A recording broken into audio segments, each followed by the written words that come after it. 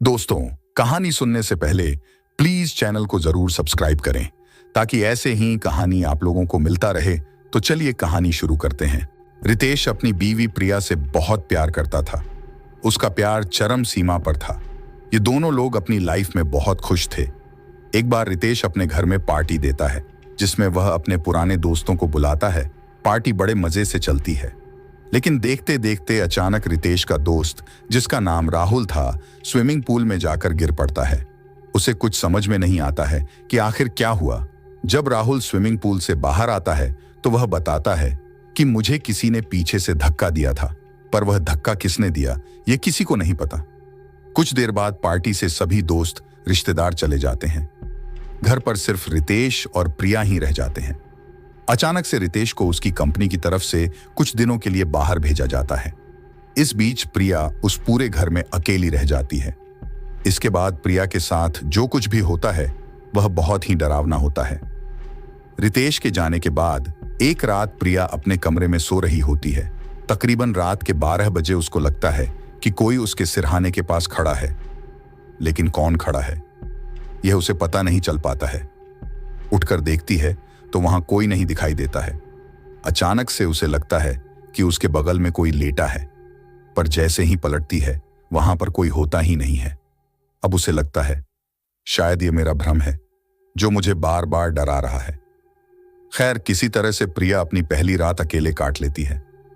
प्रिया उस मकान में बहुत ज्यादा अकेलापन फील करती है, तो वह अपने दोस्त के यहां पर चली जाती है। जब वह दोस्त के घर में बैठी होती है तभी उसके कान में कोई आवाज लगाता है, प्रिया जाओ, प्रिया तुम यहां से चली जाओ। प्रिया के कानों में यह आवाज ऐसे टकराती है जैसे मानो किसी ने हवा का झोंका उसके कानों में मारा हो, पर उसे इतना मालूम चल जाता है कि यह बात किसी लड़की की है। वो तुरंत अपनी दोस्त के यहां से भागती हुई अपने घर आ जाती है। वह जैसे ही घर पर आती है उसके कमरे में टंगा हुआ झूमर एकदम से उसके पीछे गिर पड़ता है। वह बहुत डर जाती है और अपने पति रितेश को तुरंत फोन करती है, पर किसी कारणवश उसका फोन डिस्कनेक्ट हो जाता है। रितेश से बात ना होने की वजह से वह बाहर पीसीओ पर जाती है, लेकिन वहां भी वह पहुंच नहीं पाती है क्योंकि रास्ते में उसे एक सफेद साड़ी में कोई लड़की दिखाई देती है जो उसे कब्रिस्तान की तरफ ले जाती है। प्रिया उस लड़की के पीछे पीछे कब्रिस्तान तक पहुंच जाती है। पहुंचने के बाद सफेद साड़ी वाली लड़की एकदम से एक कब्र के ऊपर खड़ी हो जाती है और वहां पर गायब हो जाती है। लेकिन प्रिया को यह सब कुछ समझ में नहीं आता है कि आखिरकार वह लड़की कौन थी जो कब्र के ऊपर खड़ी होकर गायब हो गई। फिर उसी रात सोते वक्त उसे सपने में वही कब्रिस्तान दिखाई देता है और उस कब्रिस्तान में वह सफेद रंग साड़ी पहने लड़की दिखाई देती है जो वहीं पर बैठकर रो रही होती है। प्रिया एकदम से उठ जाती है और अपने चारों तरफ देखती है तो वहां पर उसे कोई दिखाई नहीं देता है। प्रिया अपना दोपहर का खाना बनाती है, तभी अचानक से उसे ऐसा आभास होता है कि उसके पीछे से कोई भागता हुआ गया है। वह कुछ भी समझ नहीं पाती है कि मेरे साथ ऐसा क्यों हो रहा है। प्रिया अपने दोस्त के यहाँ जाती है और उससे सहायता लेती है, उसको सारी कहानी सुनाती है। तब उसकी सहेली बताती है कि पास में ही एक प्रोफेसर रहते हैं जिनका नाम सिद्धार्थ मल्होत्रा है, जो भूत प्रेतों पर रिसर्च करते हैं। तुम्हें उनके पास जाना चाहिए।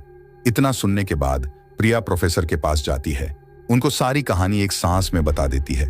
प्रोफेसर अपने अनुभव के अनुसार चिंतन करते हैं और उसे बताते हैं कि तुम्हें जो लड़की दिखाई देती है वह एक आत्मा है जो बहुत ज्यादा जख्मी हो चुकी है।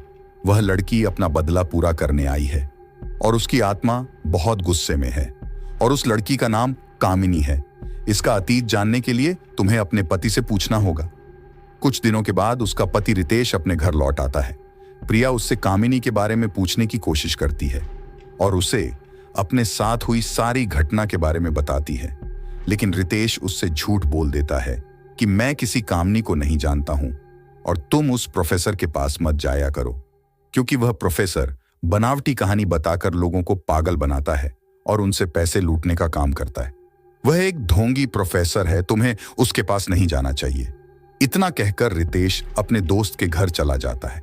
रितेश बहुत थक जाता है तो वो अपने कमरे में आराम करने चले जाता है, लेकिन तभी वह देखता है कि मेरे बेड पर वही लड़की सफेद साड़ी पहनी हुई बैठी है। अब की बार प्रिया उससे फेस टू फेस पूछ ही लेती है कि आखिरकार तुम्हारा मेरे पति से क्या रिश्ता है। कामिनी बताती है कि रितेश तो अभी तुम्हारा हुआ है, तुमसे पहले तो रितेश मुझसे प्यार करता था। एक दिन की बात है, वह इसी घर में मुझे लेकर के आया, हम दोनों के साथ सब कुछ सही चल रहा था, लेकिन अचानक सब कुछ तबाह हो गया। जिसको तुम अपना पति समझती हो वह बहुत चालू आदमी है। एक दिन मैं किचन में खाना बना रही थी, तभी रितेश का दोस्त राहुल मेरे किचन में आ जाता है और मेरे साथ जोर जबरदस्ती करने लगता है और उसके मुंह से शराब की बदबू भी आ रही थी।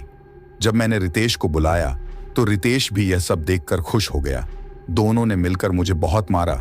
रितेश ने मुझे धक्का दे दिया जिससे मैं बेहोश हो गई। मेरी हालत बहुत बुरी हो गई थी। इन दोनों ने मिलकर मुझे उठाया और एक ताबूत में बंद करके उसी कब्रिस्तान में कब्र के नीचे दफन कर दिया। मैं जिंदा कब्र के नीचे 2 दिन तक तड़पती रही। मैंने बहुत आवाजें लगाई, कोई खोलो कोई खोलो, लेकिन किसी ने कब्र का दरवाजा नहीं खोला। इस तरह से मैं मर गई और अब मेरी आत्मा बदला लेने के लिए तड़प रही है। मैं तुम्हारे पति और राहुल दोनों को मार डालूंगी। इतना कहकर वो वहां से चली जाती है। लेकिन प्रिया ने अपने पति से शादी की थी, जिसकी वजह से वह उसे बचाना चाहती थी। जब रितेश लौटकर आता है तो वह उससे सारी कहानी पूछती है।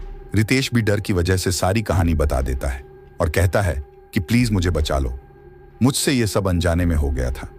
प्रिया उस प्रोफेसर की सहायता से उस कब्र के पास जाती है। प्रोफेसर कहता है कि यदि हम इसके कंकाल को निकालकर जला दें तो इससे कामिनी की आत्मा को मुक्ति मिल जाएगी। यह करना इतना आसान नहीं है, उसकी आत्मा तुम्हारे पति को जरूर मार डालेगी।